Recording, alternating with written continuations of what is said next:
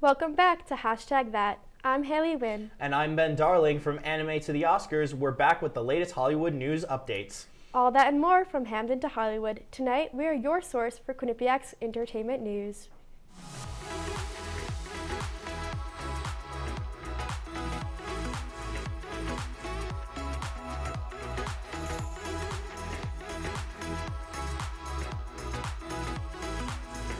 From Hamden to Hollywood, we are your source for Quinnipiac's entertainment news.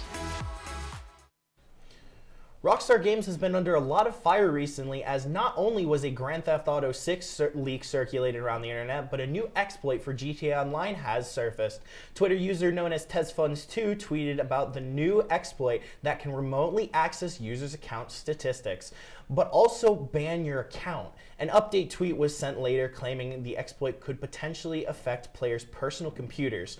Tez2 suggests avoiding playing without firewalls installed, and other players have warned against playing at all. Since then, Rockstar has come forward saying they are aware of the new exploits. However, some players are still skeptical.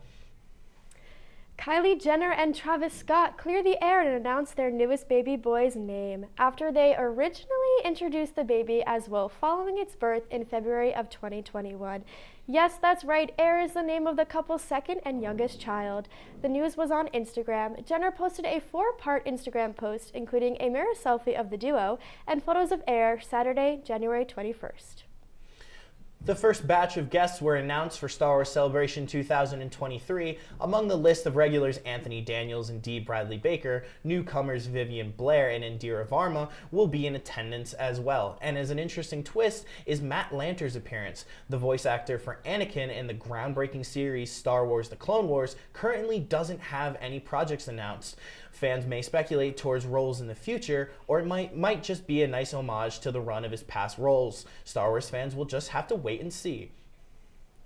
Beyonce back at it again. The 41-year-old singer performed live for the first time after taking a break from the big stage. She made an appearance on Saturday, January 21st at the grand opening of the Atlantis, the Royals in Dubai. Beyonce sang classics live. Some were crazy in love with the set, while others raised issues with Beyonce choosing to perform in a place where LGBTQ+ individuals are not celebrated widely.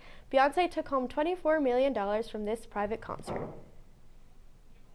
The Tony Awards are coming to Washington Heights in New York City at the United Palace Theater, and here with an exclusive interview with theater historian Greg Ippolito is Liz Ippolito.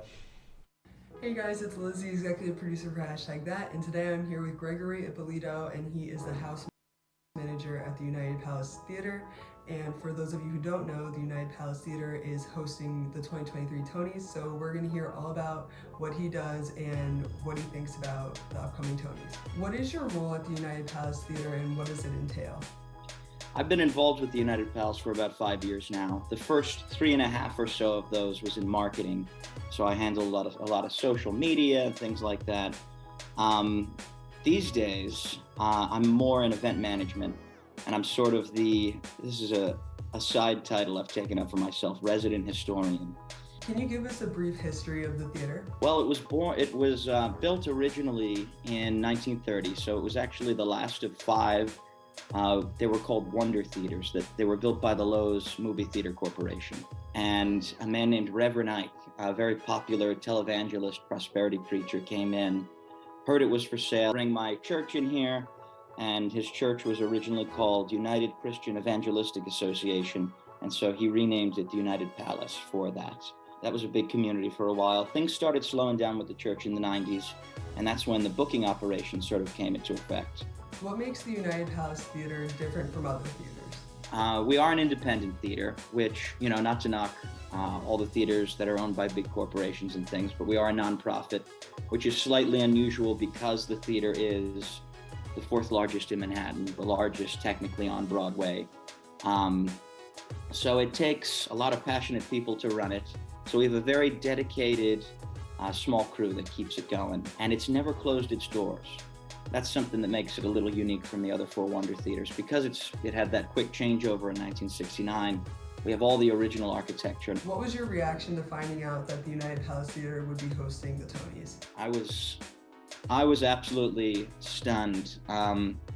I mentioned it to those CBS people way back when I was just a little young actor.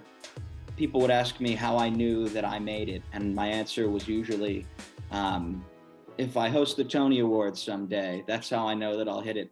I didn't realize, I thought it would be like hosting, like, how Sarah Bareilles or James Gordon host, something like that. But now we're the venue hosting it, and so it's funny how the universe works like that. So I was absolutely thrilled. Last question, do you have any Tony predictions before the nominations come out? Anyone you want to see win or any production you want to see win? I still need to see a lot of the shows that are on, but I've been hearing an awful lot about Kimberly Akimbo. That sounded like that's a front runner for the musicals, both the lead actress and the show itself. So that's probably where I'm going to put my money, although I still need to check it out. That's all I have for this week. We'll see you right back after this commercial break.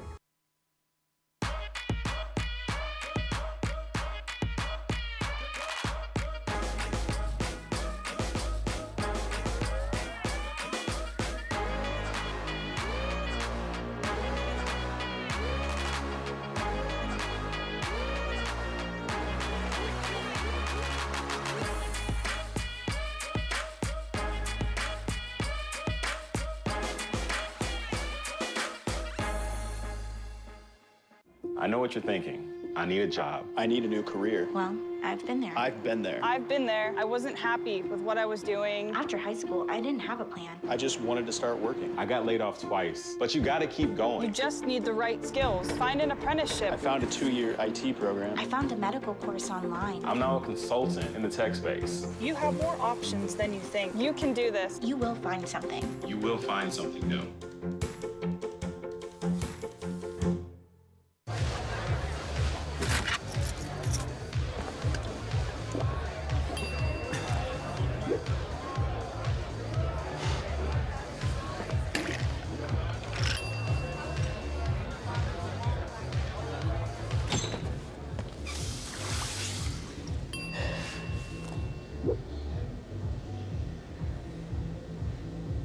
If you need to do something to feel okay to drive, you're not okay to drive. Don't drive buzzed. The Sundance Film Festival is an exciting time for any film fan. Here to talk about their trip to Park City, Utah is Casey Nedelka and Julia Schnarr.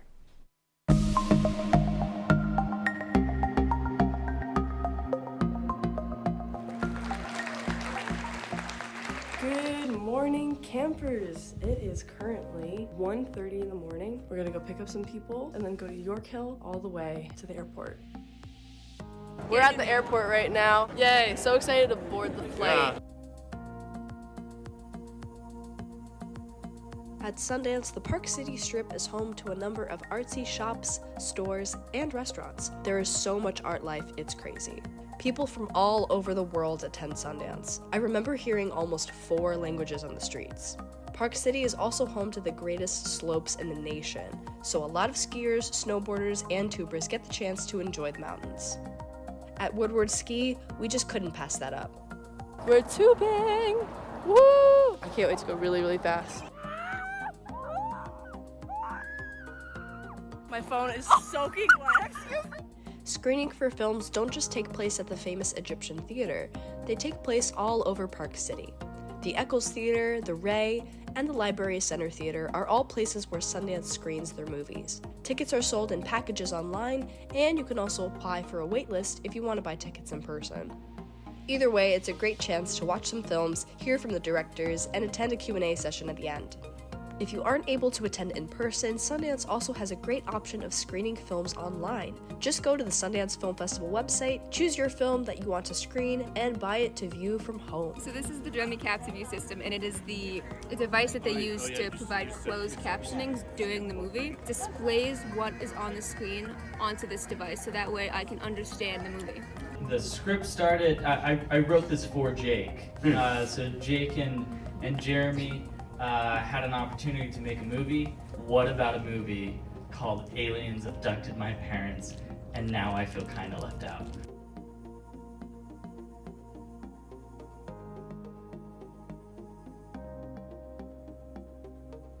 I mean, that's a perfect segue into what I'm going to talk about for 2 seconds, and then we'll let the film begin, and then we'll have a big Q&A and sing songs at the end of it, I hope. Being on set with John is always a very collaborative experience. and he's not afraid to kind of put the script aside and go, maybe if you say this, it's going to be really funny. Or what do you think about that? What impact has like music had on your life? Well, I wasn't very musically impacted at all before this movie, and I think after it I really understood how important music was to me. Have a drink, swimming against the tide, not gonna sink. Come on girl, let's get in trouble. Shaking off stir, James Bond from Dublin. Well, that concludes our Sundance trip. I hope you guys enjoyed, and back to the desk.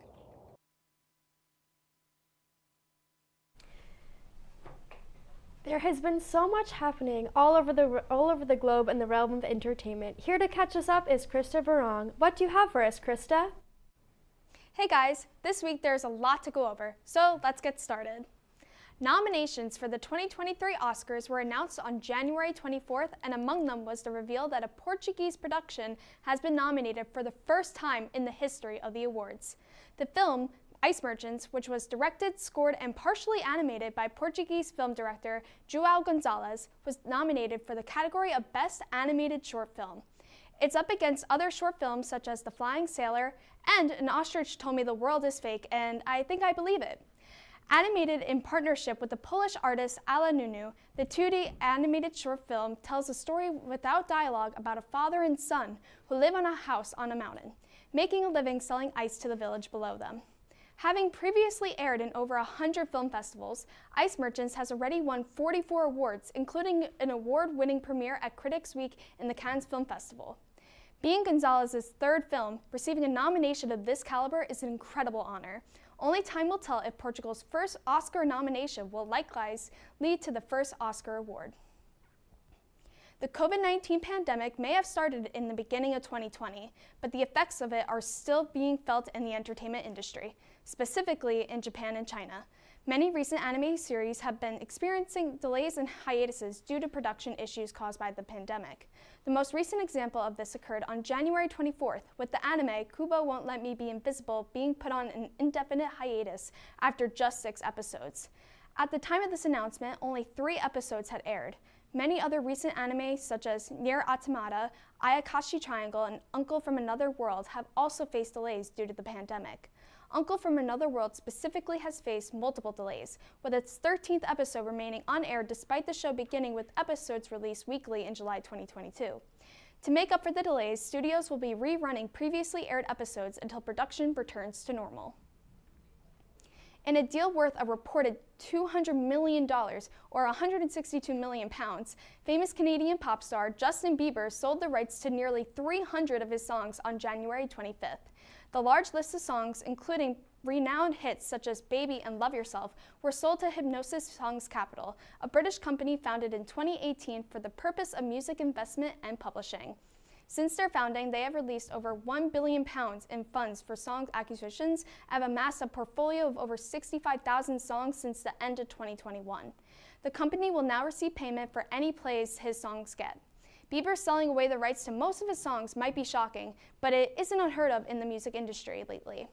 Other artists such as Shakira and Justin Timberlake have made similar deals with Hipgnosis. Bieber has yet to announce any new songs or projects since the acquisition took place. That's all I have for this week's hashtag What in the World. Back to you guys at the desk. Thank you so much, Krista. Carly Sanger gives us a look at her trip to the entertainment hub of the country, Los Angeles. What do you have for us, Carly?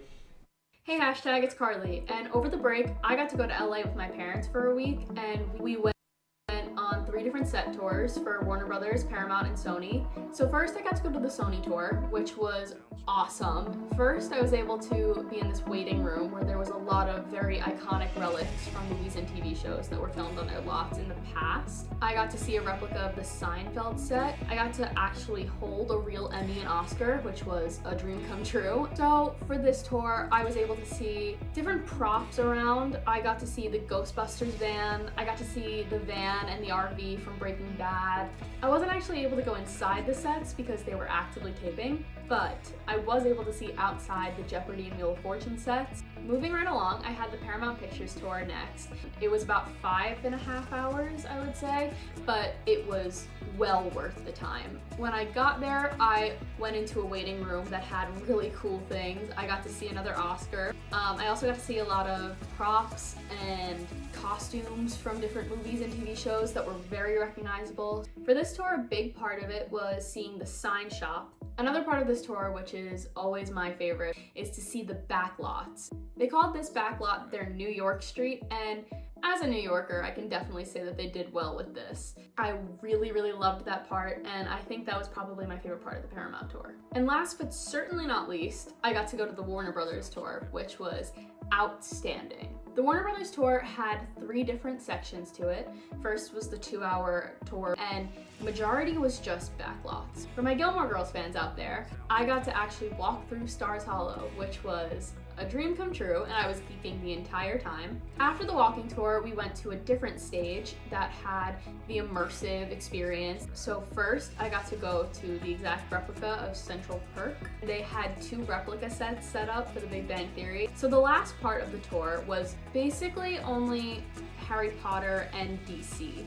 So DC World was set up first. We walked through and immediately saw costumes that were authentically worn by each actor. When you walk further, there was a room that was basically just set up for Batman. There was costumes, there was a Batmobile, and there was a lot of props set up. So for the last part of the Warner Brothers tour, I was able to actually step into the wizarding world. You got to see the actual sorting hat. There was the flying car that Ron and Harry are in the movie. There was the room where all the mail was flying everywhere. And you could also see the room that Harry Potter slept in with the cupboard under the stairs. All in all, I had the absolute best experience in the world. Well, I hope that you got to see something from one of your favorite shows or movies. And on that note, I have one other thing for Q30. This is for us.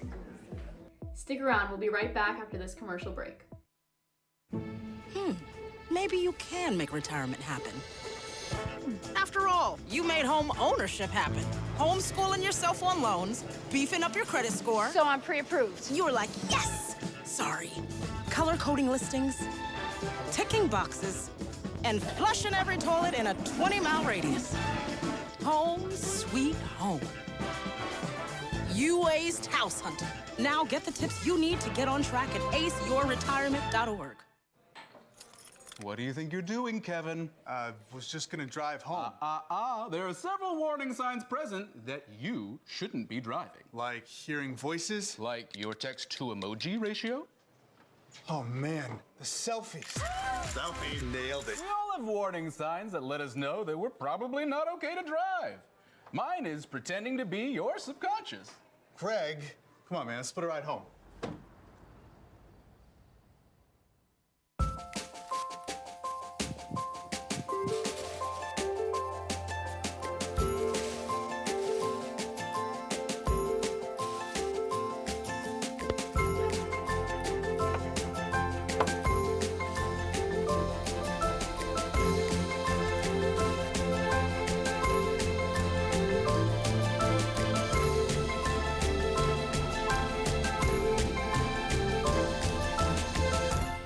We're back with a new segment called In a New York Minute, and here to spill all the latest East Coast entertainment news is Erin Russell. What do you have for us, Erin?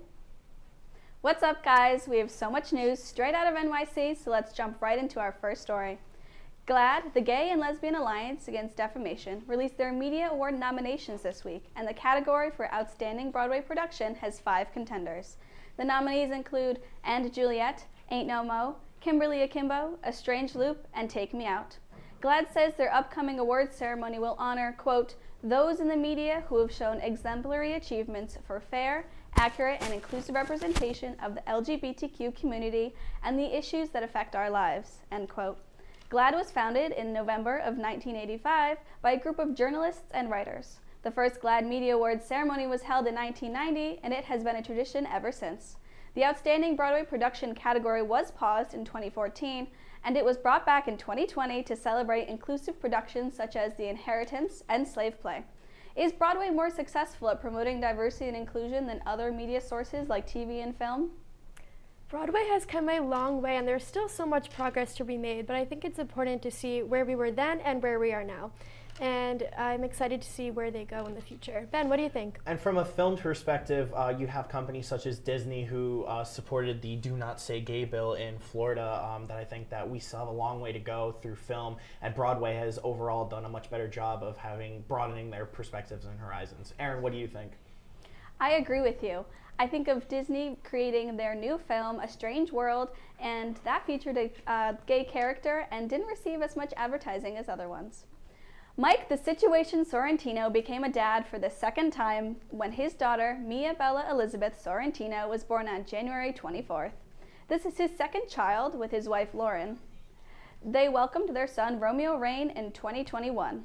Sorrentino and his wife announced their plans to start their family 6 years ago after his time behind bars.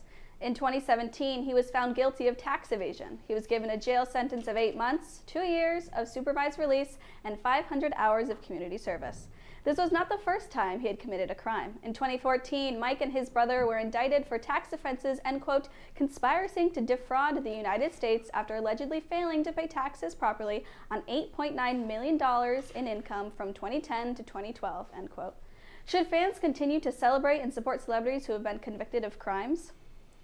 As a Flash fan, I heard a lot about the controversies surrounding Ezra Miller and their affairs in Hawaii, but what do you think, too? Yeah, it's very important to hold celebrities accountable as they are people, and yeah, Erin, back to you.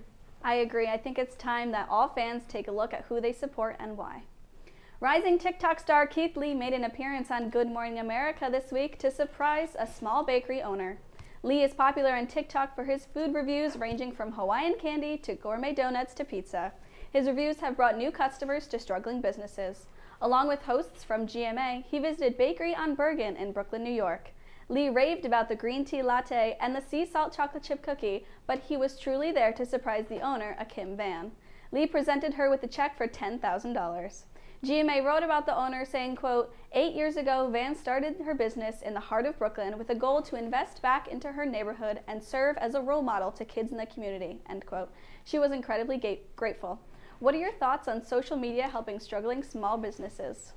Keith Lee is just one example of somebody who is using their platform wisely to really show and support local businesses, and I think it's a great way. I mean, Hawaiian pizza, sea salt chocolate chip cookies. Ben, how about you?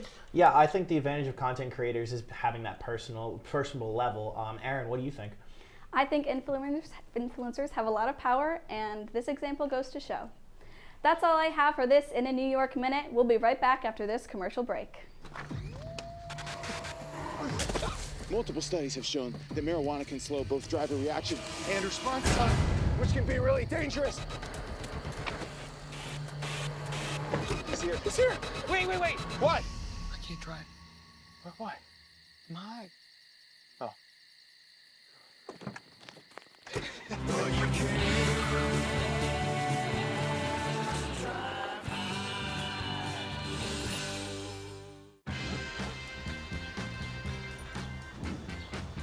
When we adopt a shelter pet, we discover they're a unique mix of all kinds of things. Come on, Jules, spot on this last one.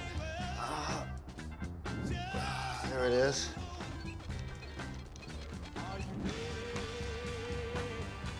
Keep going with it. Leo.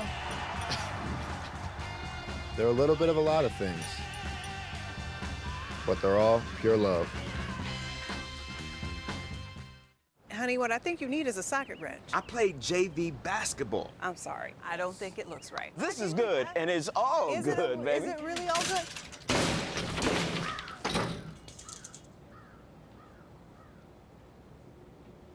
If you love me enough to routinely test your handyman skills, not to mention the strength of your marriage, then of course you'll visit nhtsa.gov/therightseat to make sure I'm in the right car seat. I'm gonna call my dad. Alex Kendall saw the musical 6 on Broadway, and she's here to give us her take on it. What do you have for us, Alex? What's up, hashtag? It's Alex, and over winter break, I went to see Six the Musical at the Bushnell Theater in Hartford. This actually served as a birthday/Christmas gift that I gave to my mom. It was a present I gave to her on Christmas Day, and I made her a handmade ticket to invite her to see the show with me. My best friend Jasleen also tagged along for the ride. So while this was the first time I planned such a big outing, nothing too crazy went wrong. When we first arrived in New Haven, we got ice cream together and later met up with Jasleen at the train station. I haven't been to Hartford in ages, so I have to admit, we did take a few touristy photos, but all in all, it was so much fun. This was our first time at the Bushnell. When we first saw it, it was absolutely beautiful. There was a drink area, a souvenir stand where I got a few little gems to take home with me. And as for the show itself, it was so good. The entire thing was very interactive with clapping and stomping to the beat. There was actually one moment that my mom caught, and she told me after the show that there was a woman who had trouble clapping her hands, so she ended up stomping her cane to the beat, which I think was just so cute. While I am familiar with the soundtrack, listening to it live truly does it justice, and it's so different. Especially hearing the song Heart of Stone, which was never my favorite song, but Jasmine Forsberg, who sings this and plays Jane Seymour, did this song justice. Her range and delicacy towards the higher notes really was incredible, and she handled the execution of one of the very few slow songs in the show beautifully. So by far, while the entire cast was amazing, Jasmine Forsberg is definitely my pick for the #1 singer on that stage. Once the show wrapped, we got closer to the stage and took a few photos, and we took some photos at the photo booth. All in all, it was an amazing experience that I would definitely recommend to anyone. That's it for me, hashtag. Back to you guys at the desk. This week we are playing hashtag How Many, where we are guessing how many seasons there are in a series, how many movies are in a franchise, and how many albums are by an artist. Ooh, How I Met Your Mother. Oh my goodness. Yeah, I saw this a lot recently. I think that it has 8 seasons. All right, I'm going to go with 6. Lock it in. 9, all right, so I was close. Okay. Awesome, all right, cool. All right. The Hunger Games, I'm going to go my with... sister was very obsessed with the Hunger Games, and I watched it with her, along with her, and I know that there's at least 3. I was going to say 3, so let's go 3. 4. 1 off, all right. Okay, Let's see what else we got. Rolling in the Deep. Oh my God, I know that's Adele. Yeah. I'm trying to think. How about... 12, I'm guessing. 12. Oh, I was going to go a little lower. Let's go 8. All right, 12, locking in. Wow. Okay. I was way off. Wow. Friends. Ooh, I that's a tough love one. Chandler's sarcasm. I think that it had 8 or 9 seasons. I'm going to go with 9. Lock it in. 11? We'll say 11. Okay. 10. 10. Oh my goodness. All right. All right. Let's so see now we're this on to the next next one.